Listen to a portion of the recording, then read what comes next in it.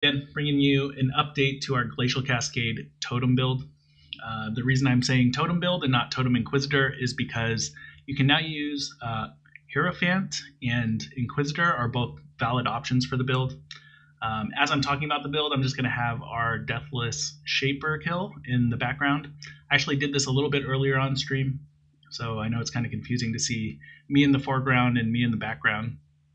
But yeah, this is our clear from earlier, and I'll just talk a little bit about basically comparing Hierophant versus Inquisitor, and there's going to be a ton of questions on stream about it, and so I want to make a video about it to kind of just answer those questions.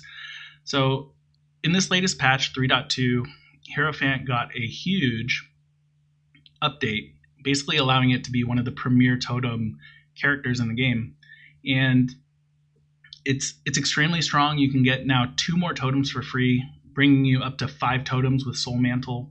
And if you have 5 totems out, you would think it could do a lot more damage. But Inquisitor is so powerful that I actually think Inquisitor is better for single target, even with only 3 totems compared to Hierophant's 5. Which one do I think is better? I think Inquisitor is probably overall better for the single target, so doing stuff like Shaper, Uber Bestiary, or maybe the new upcoming Uber Elder fight, or whatever it's called. Hierophant, however, with its totem placement speed, is one of the biggest current weaknesses of the build, and so I think having that extra totem, just the extra totems and the extra totem placement speed, will make it overall a better mapper and like a smoother choice for a league starter. That's kind of my opinions on the two. I also just want to talk about some other updates since the last time I made a video. I believe the last time I did a video, it was my first time ever doing Shaper, and I used all my portals, and it was really awkward. It was also in Harbinger League, and since then there have been a lot of new things added to the build. The first one that I want to talk about is the new Threshold Jewel, which is a great choice for both Inquisitor and Hierophant. Threshold Jewel gives you another source of conversion. If you're using 2 of them, you can get basically 100% physical to cold conversion, which is especially important for Hierophant, who is more concerned about doing pure cold damage. Why this is important is because Hierophant doesn't have a way to penetrate resistances like our Inquisitor does. So you would want to use basically the 2 Threshold Jewels to get 100% cold damage. So you can use cold penetration and then stack other sources of cold damage through like Shaper and Elder items. That's another one of the new items that I was talking about that has become new in patch 3.1. Abyss League brought us Shaper and Elder items, which have the ability to roll these really good mods. You'll notice I'm not using Hatred in my current version of the build, and that's because these Shaper mods basically count as free hatreds. So on your weapon, you can get gain % physical as extra lightning or extra cold. You can also get like gain % elemental as extra chaos. And these are really powerful mods in 3.1. Basically just made our build even stronger. And since the ability hasn't seen any nerfs in the past 2 patches, Glacial Cascade continues to just be extremely strong. Speaking of new items, there is a new item in 3.2 that's going to make our build potentially even stronger as well. There's the Bestiary's Reflection, which is a shield that makes you immune to curses.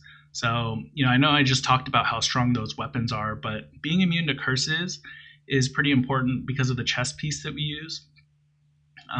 People who don't like to flask away the curses might switch to using those 2 rings, Kikuzaru rings, or doing like a self-flagellation setup. And that got you about 80% of the way there. But now with this Bestiary's Reflection Shield, you can now get 100% curse reduction. It remains to be seen how hard it is to get that shield. It's basically a prophecy that we don't know how rare it's going to be. You also have to kill Uber Bestiary in order to get the shield upgraded. So it really depends on how expensive and how accessible an item like that's going to be, but it's something worth mentioning as kind of a new item. I do also want to talk about kind of totems versus mines. I get this question a lot on stream. why aren't you playing a miner? Miners are better, you know, they do more damage. And I think that's true. Miners do more single target damage, and they're better for kind of end game boss encounters. But I believe totems are better for mapping because of kind of the tricks that you can do with your totems. So, you know, since my last video, I've learned a lot of tricks with totems. You can do things like blocking hallways or setting up like triangle patterns. You can kind of make the build your own, and you have a lot more control of where the totems are. You know, other Glacial Cascade builds, like ones that self-cast or lay mines at their feet, don't have the ability to kind of have that extra range or extra safeness that totem builds have. On top of that, you know, we have more mobility, I feel like, with Instruments of Virtue. Or if you're going Hierophant, you know, you can get potentially a lot of mana reduction for your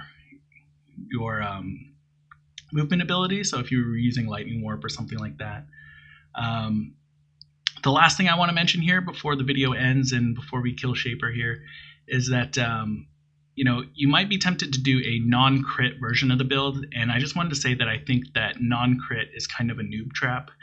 I think that you know, crit is definitely the way to go in terms of scaling your damage. Even as Hierophant, if you're a non-crit Hierophant and you're thinking about using like maybe Elemental Overload or dropping the extra totem thing and doing like Elemental Equilibrium for more penetration, I don't think those are good paths for damage. But you know, I might change my mind on that. You can definitely check out all of the latest on my written guide that I've kept up to date, and it has all of the nitty-gritty in terms of like leveling and stuff like that. So hope you guys enjoyed the video, and I will see you guys next time. Thanks for stopping by.